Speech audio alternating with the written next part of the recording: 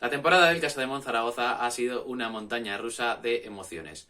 Un sube y baja de ilusiones, muchas idas y venidas en la plantilla y al final los objetivos se quedaron a medio cumplir. Vamos allá con las últimas notas de la temporada 2020-2021 y esta vez evaluamos al Casademont Zaragoza.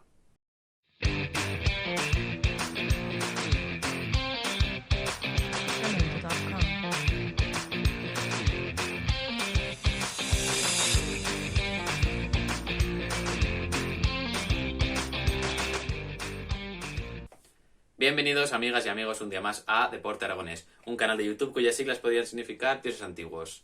Los que no han sido dioses precisamente han sido los del Casademont Zaragoza. Esta temporada ha estado llena de bandazos, llena de altibajos y al final no pudieron cumplirse los objetivos. Se estuvo cerca en la Basketball Champions League de llegar a esa final, a esa ansiada final y a luchar por el título, pero no se consiguió.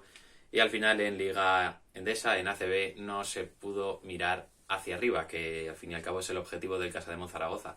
Mirar hacia los playoffs y tuvimos que mirar más hacia abajo de la clasificación. Y eso al final en Zaragoza nunca es buena noticia, por muy complicadas que estén las cosas. De ahí que esta nota global del Casademont Zaragoza haya sido un 3. Un 3 quizás ha sido demasiado duro, pero la verdad es que teníamos unas expectativas muy altas esta temporada. La plantilla daba la sensación de que podía luchar por cosas chingonas, como diría el bueno de Chicharito Hernández. Pero al final las cosas no funcionaron como se esperaba. Y de ahí se explica esta nota, tan alejada del aprobado. Y bueno, antes de pasar con las notas individuales, me gustaría exponer que para este vídeo me he apoyado en dos buenos amigos. Primero en David Moreno, que me ha pasado sus notas, así como si se lo pedí. Y por otro lado también Antonio Ariza, que he tenido en cuenta algunas consideraciones, también me pasó sus notas, aunque en este caso no se las pedí, pero también he tenido en cuenta sus consideraciones y las notas en general no, porque han sido demasiado críticas, en mi opinión. Y bueno, empezamos con Pep Gargol. Pep Gargol, al cargo de la dirección deportiva. Al final el bueno de Pep ha sido responsable de que haya habido demasiados bandazos, de que algunas apuestas no hayan salido bien y por eso tiene un 4. Tuvo algunas apuestas interesantes, Rashid Sulaimon, bueno, esperábamos igual un poco más de él, al final ha tenido que jugar en otra posición que no es la suya y no ha rendido mal, ya lo hablaremos un poco más adelante. Y sobre todo la apuesta final de Jacob Wiley me ha encantado, la verdad. Y Elias Harris también me ha parecido una gran apuesta y es una pena que no pueda continuar con nosotros. Un momento de silencio por la marcha de Elias Fundamentos Harris.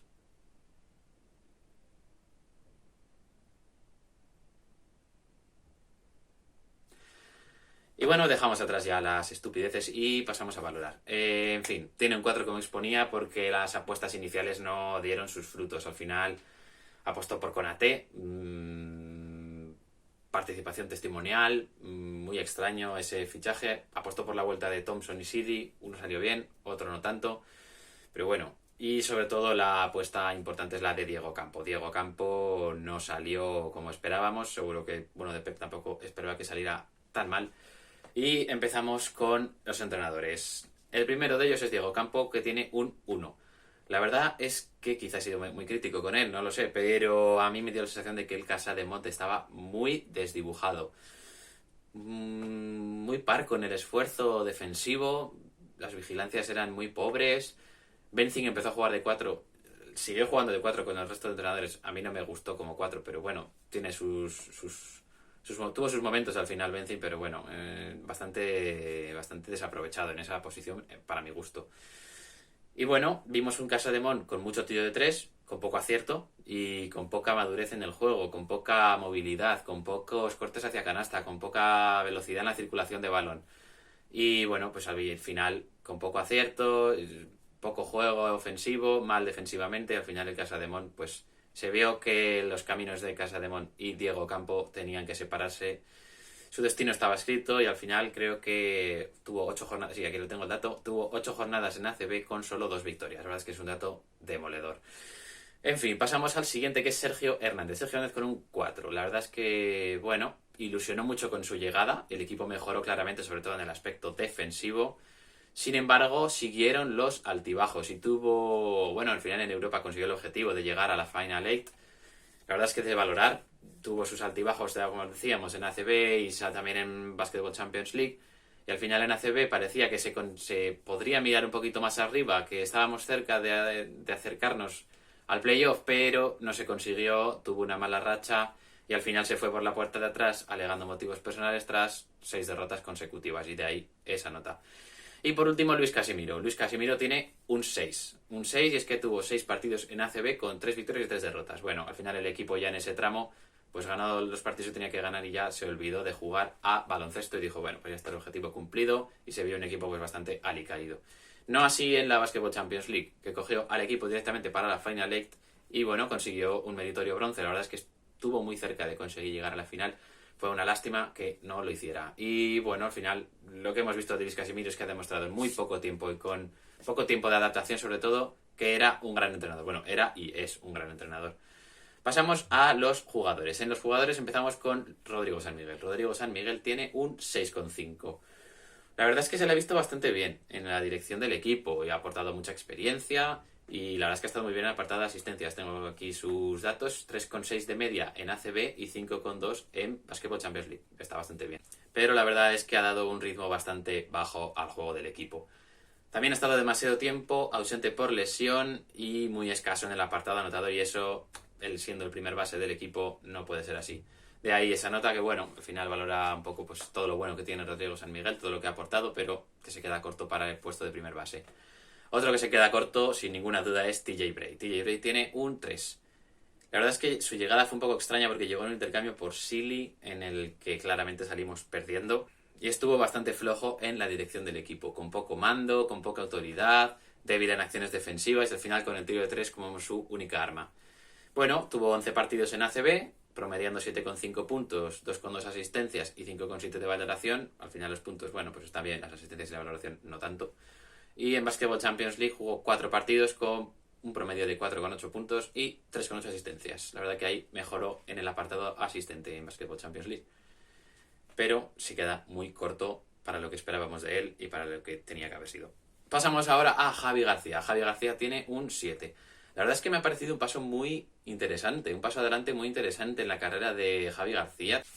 Tras una temporada un poco floja, la verdad es que ha mejorado bastante, sobre todo en intensidad, en la dirección de campo, en el apartado defensivo también. Le hemos visto a un Javi García mucho más confiante en su juego, mucho más atrevido. Y bueno, al final esta temporada ha tenido bastantes minutos y bueno, la verdad es que valoro bastante bien su curso. Ha tenido 26 partidos jugados en ACB y 13 en Basketball Champions League. Bueno, tantos a tener en cuenta de que ha sido ya un jugador importante en la rotación. Y bueno, Vít Krejci no ha podido ser tan importante como esperábamos y lo he dejado sin calificar.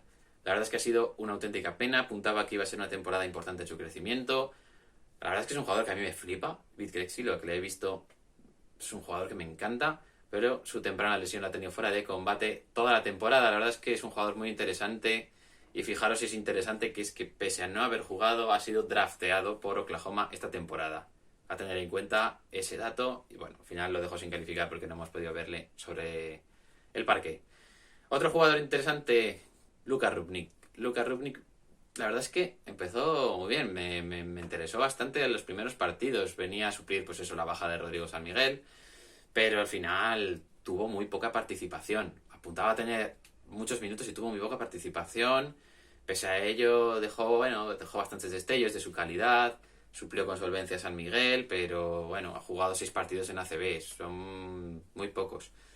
En fin, aquí tengo unos datos de que promedió 4,5 puntos en ACB con 50% de tiros de 3, de acierto. O sea, eso está bastante bien. Y bueno, en BCL jugó 2 partidos. O sea, al final son muy pocos partidos con la camiseta rojilla para valorarle positivamente. Pero bueno, hemos visto un Rubnik un poco extraño, ¿no? Veíamos que tenía potencial, que tenía destellos, pero jugaba poco. Tampoco acababa de ser muy regular, tan pronto un día jugaba muy bien, al siguiente daba un nivel un poco más bajo y al final, para ser un base interesante en casa de Monzaragoza, tienes que tener un poquito más. Y bueno, ahora pasamos a DJ Silly. DJ Silly tiene un 7,5.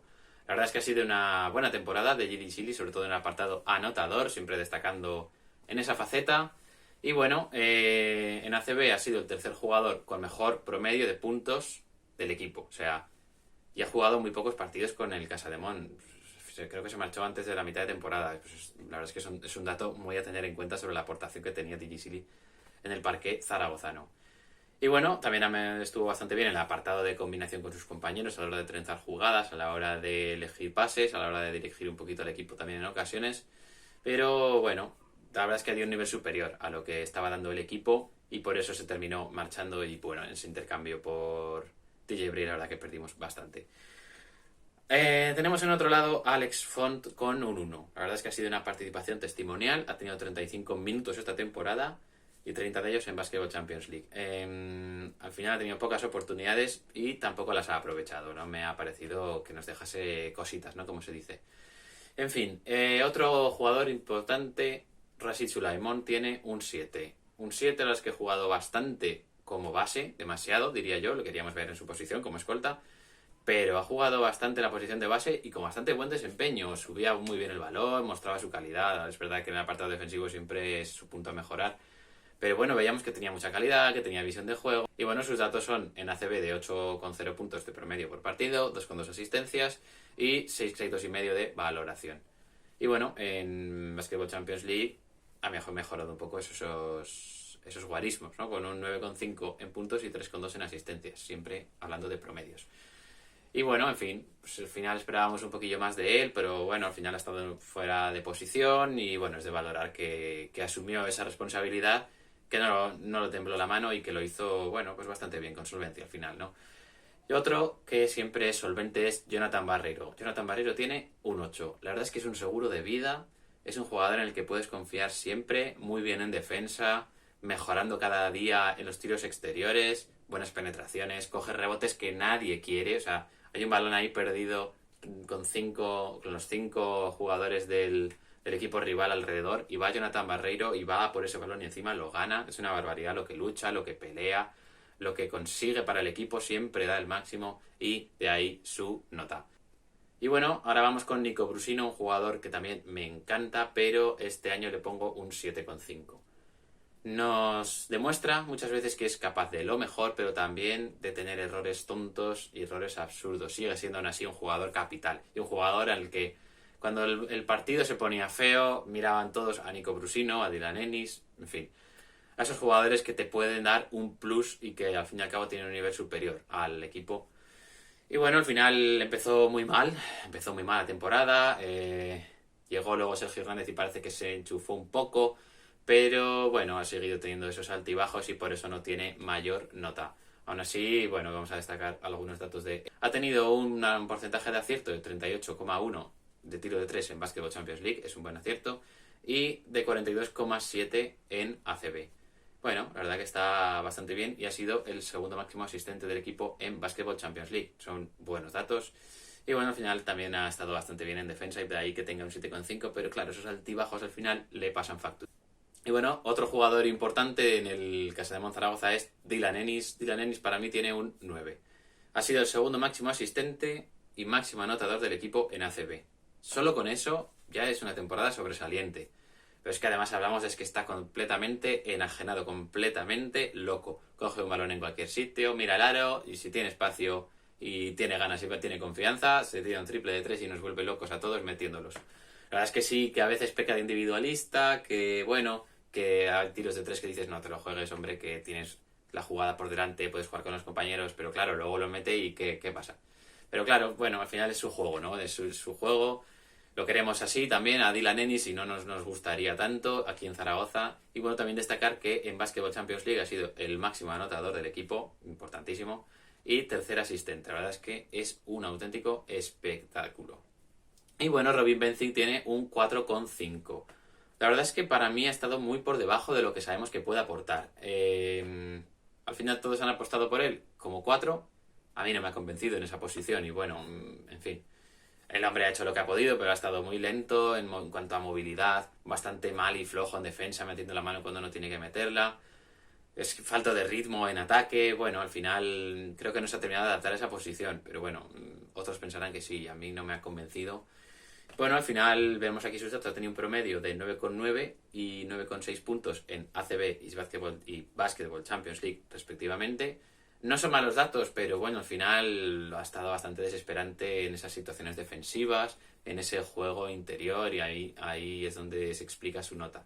Bastante por debajo de lo que esperábamos de él. Y bueno, pasamos ahora a Jaime Fernández que tiene un 2. Prácticamente como Font, ha sido testimonial su participación. Sin embargo, me parece a mí que ha demostrado alguna cosilla, sobre todo en cuanto a movilidad ofensiva y en juego defensivo. Pero bueno, por eso tiene un puntito más que Alex Font, pero bueno, al final ha sido testimonial su participación. Esperemos que siga progresando en casa de Monzaragoza. Su misma puntuación tiene Sagaba Konate, con un 2. Un jugador muy físico, muy potente, pero que no se adaptó ni a la liga ni al equipo. Y bueno, al final no era el 4 que necesitábamos, ya lo vimos enseguida. Bueno, le doy 2 puntos, pues mira, como apuntaba David, porque hizo un matazo en pretemporada, que ya no me acordaba de ese tremendo mate que generó tanto hype. Y bueno, pues por otro lado también por celebrar una canasta cuando perdíamos de 20 puntos. Interesante, bueno, Sagaba Konate, oye, celebrando una canasta individual por encima del resultado del equipo. Bueno, muy bien Sagaba. Y en fin, pasamos a Elias Harris. Elias Harris tiene un 8. Para mí es el 4 que demandaba, es el 4 que yo quería y como se vio, el equipo lo necesitaba. Es un auténtico espectáculo de fundamentos baloncestísticos, de ahí que todo el mundo le llame Elias Fundamentos Harris. Bueno, la verdad es que es una pena que no podamos contar con él la próxima temporada. A mí me pone muy triste. Ha estado muy bien en defensa, siempre siendo también una vía de ataque. Ha tenido el segundo mejor promedio anotador en ACB, con 13,3 puntos por partido. Y es el mejor valorado de Casademont Zaragoza en ACB, con 15,8 créditos de media. Es una barbaridad, hablando de un 4 que tampoco ha desplegado un juego espectacular. Simplemente era un juego, pues parecía sencillo, pero al final hacer bien lo sencillo y siempre bien es muy complicado. Y Elías parecía que lo hacía todo muy fácil. Y bueno, pasamos al siguiente, es Jason Thompson con un 3,5.